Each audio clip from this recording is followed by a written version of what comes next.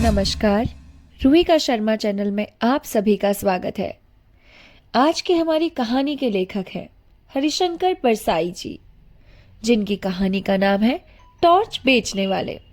आपको एक बार फिर से ध्यान दिला दूं कि परसाई जी व्यंग्य कथाकार हैं, तो अगर आपको ये कहानी समझ में आएगी तो आप समझ लीजिए कि आपका व्यंग्य में बहुत ही अच्छा टेस्ट है। व्यंग्य मतलब तो आप समझते ही होंगे ना, सार्काज्म। तो चलिए कहानी शुरू करते हैं और देखते हैं कि किसका व्यंग्य में कितना ज्यादा बड़ा हाथ है। आप हमें कमेंट करके इसका मीनिंग जरूर बताइएगा। तो चलिए शुरू करते हैं। वह पहले चौराहों पर बिजली के टॉर्च बेचा करता था। बीच में कुछ दिन वह नहीं दिखा। कल फिर दिखा, मगर इस बार उसने दाढ़ी बढ़ा ली और लंबा कुर्ता पहन रखा था। मैंने पूछा, कहाँ रहे भैया? ये दाढ़ी काहे बढ़ा रखी है? उसने जवाब दिया, बाहर गया था। दाढ़ी वाले सवाल का जवाब इस तरीके से दिया कि दाढ़ी पर फिर हाथ फेरने लगा। मैंने पूछा, आज तुम टॉर्च वर्च नहीं बेच रहे का? हाँ? उसने कहा, वह काम बंद कर दिया। अब तो आत्मा के भीतर टॉर्च जल उठा है। ये सूरज छाप टॉर्च अब व्यर्थ मालूम होता है। ओ, शायद संन्यास ले रहे हो? हाँ? अब जिसकी आत्मा में प्रकाश फैल जाए वह तो इसी तरीके का काम करता है, या हरामखोरी कह लीजिए। किससे दीक्षा ले आए? मेरी बात से उसे पीड़ा हुई। उसने कहा, ऐसे कठोर वचन मत बोलिए। आत्मा सबकी एक है। मेरी आत्मा को चोट पहुंचाकर आप अपनी ही आत्मा को घायल कर रहे हैं। अरे यह सब तो ठीक है भैया, मगर ये बताओ कि तुम एकाएक ऐसे कैसे हो गए? तुम्हारी बीवी ने तुमको त्याग दिया क्या? उधार मिलना बंद हो गया? अच्छा, साहूकारों ने ज्यादा तंग करना शुरू कर दिया होगा। ओ, चोरी के मामले में तो नहीं फंस गए? अरे आखिर बाहर का टॉर्च भीतर आत्मा में कैसे घुस गया? उसने कहा, आपके सब अंदाज गलत है। ऐसा कुछ नहीं हुआ है। एक घटना हो गई जिसने जीवन बदल दिया। उसे मैं गुप्त रखना चाहता हूं, पर क्योंकि मैं आज ही यहां से दूर जा रहा हूं, इसलिए आपको सारा किस्सा सुना देता हूं। और ये कहते हुए उसने शुरू किया। 5 साल पहले की बात है। मैं अपने एक दोस्त के साथ हताश एक जगह बैठा था। हमारे सामने आसमान को छूता हुआ एक बड़ा सवाल था। यह सवाल था, पैसा कहां से पैदा करे?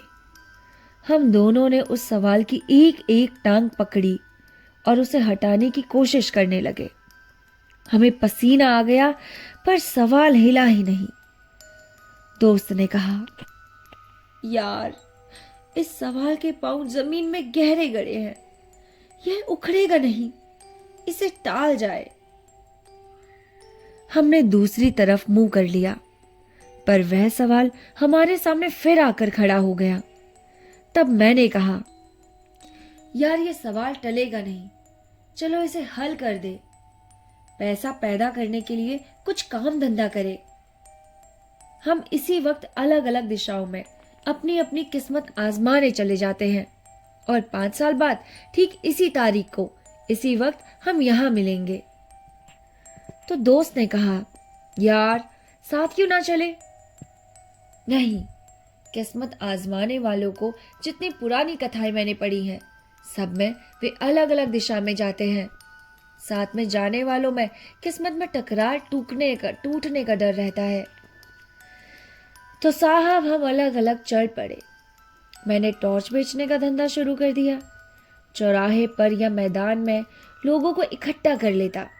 बहुत ही नाटकीय ढंग से कहता, आजकल सब जगह अंधेरा छाया रहता है। रातें बेहद काली हो गई हैं। अपना ही हाथ नहीं सूझता।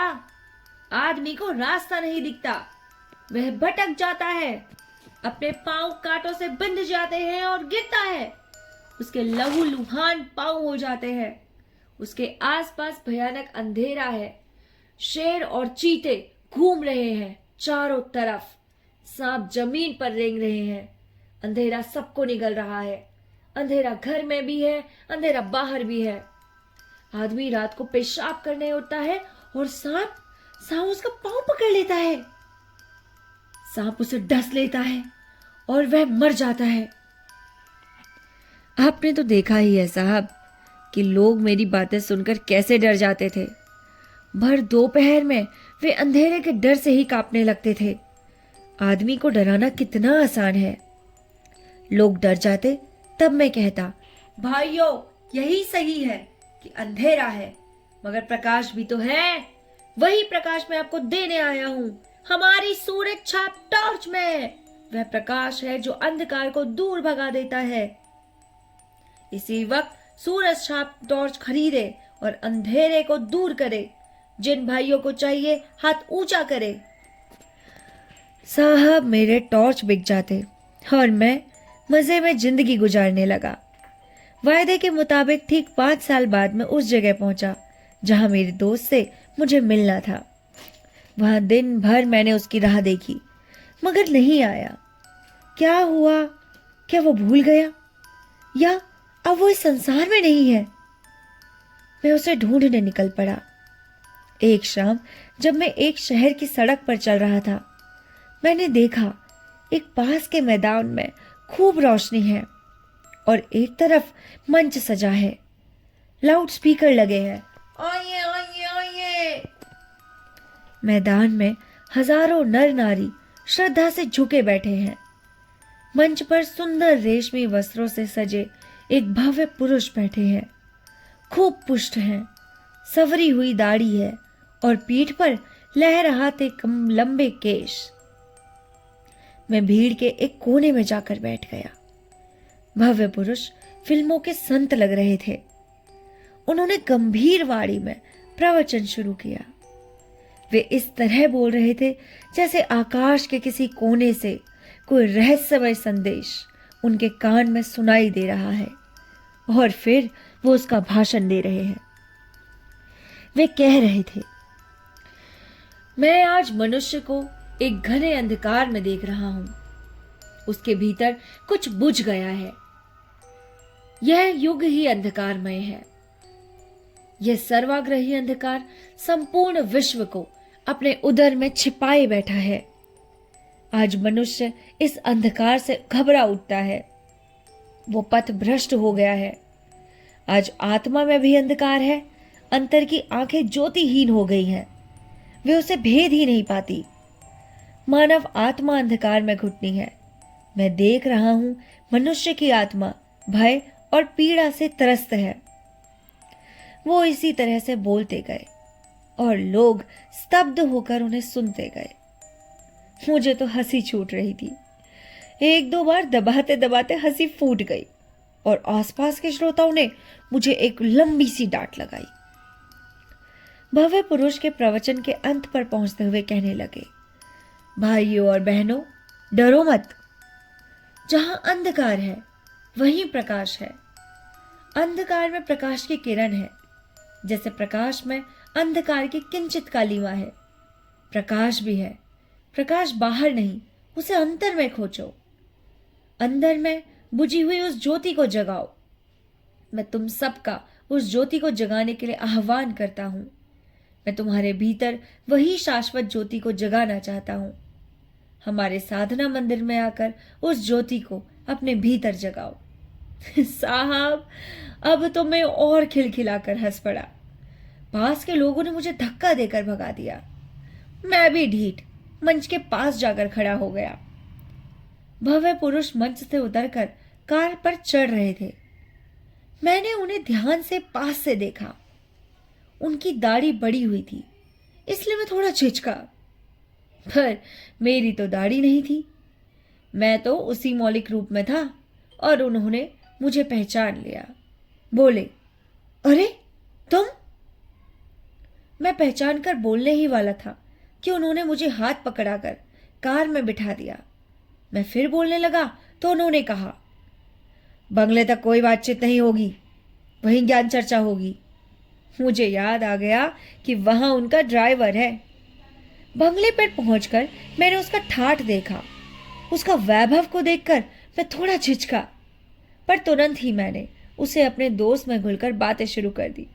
यार तू तो बिल्कुल बदल गया।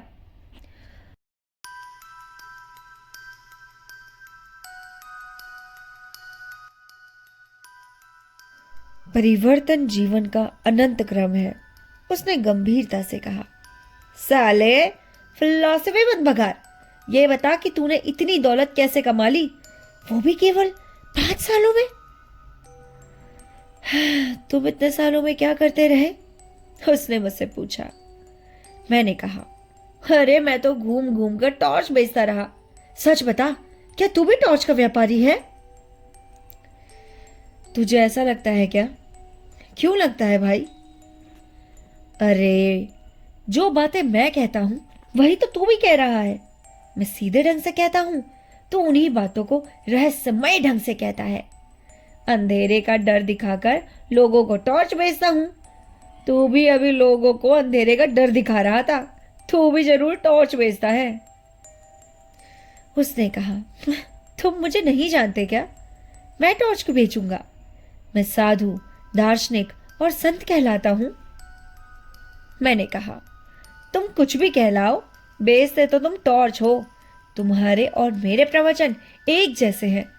चाहे कोई दार्शनिक बने, संत बने या साधु बने, अगर वह लोगों को अंधेरे का डर दिखाता है तो जरूर अपनी कंपनी का टॉर्च बेचना चाहता है।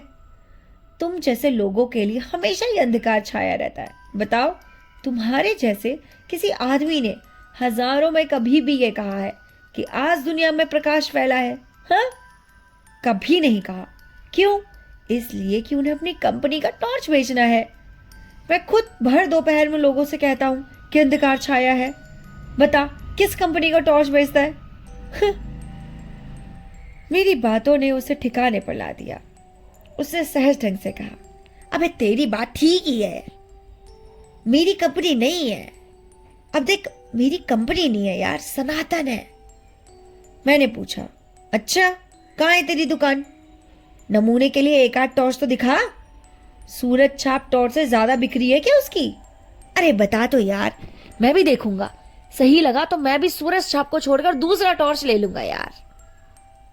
उसने कहा, तू टॉर्च की दुकान में कहां से जाएगा भाई? उस टॉर्च की कोई दुकान बाजार नहीं है। वह बहुत सूक्ष्म है, मगर कीमत उसकी बहुत मिल जाती है। तू 1-2 दिन रह, मैं तुझे सब समझा देता हूं। तो साहब 2 दिन उसके पास रहा। तीसरे दिन सूरज छाप टॉर्च की पेटी को नदी में फेंककर नया काम शुरू कर दिया। फिर वो व्यक्ति अपनी दाढ़ी पर हाथ फेरने लगा और बोला, बस 1 महीने की देर और है। मैंने पूछा, अच्छा तो अब कौन सा धंधा करोगे? उसने कहा, धंधा वही करूंगा, यानी टॉर्च बेचूंगा। बस कंपनी बदल रहा हूं। आशा करती हूं ये कहानी आपको समझ में आ गई होगी। इस कहानी का मीनिंग बहुत ही ज्यादा सरल है कि देखो, हमारे आसपास हमें डरा कर, धमका कर, पहले तो बहुत डराया जाता है, धमकाया जाता है, समझाया जाता है कि ये जीवन कितना ज्यादा भयानक है। लेकिन फिर उसके बाद खुद ही उनके द्वारा सॉल्यूशन आ जाता है। जैसे गोरे होने की क्रीम को ही आप देख लीजिए, वो दिखाते हैं कि अगर आप काले हैं तो आपको जॉब नहीं मिल रही, आपको कोई पसंद नहीं कर रहा, आपके घर में इज्जत नहीं है। लेकिन जैसे ही आप गोरे हो जाते हैं तो पूरी दुनिया आपके पास आ जाती है। और गोरे होंगे कैसे? उनकी क्रीम लगाकर। तो आप इस बात को तो समझ ही गए होंगे कि आजकल का जमाना कितना ज्यादा अजीब हो चुका है। हम आपको कुछ नहीं बेच रहे, तो इसीलिए आप हमारी कहानियां जरूर सुन सकते हैं। और परसाई जी के बारे में जो भी आपका बोलने का मन करे, जितनी भी तारीफ करने का मन करे, कीजिए, दिल खोल कर कीजिए। मिलते हैं आपसे नेक्स्ट स्टोरी के साथ। तब तक के लिए नमस्कार।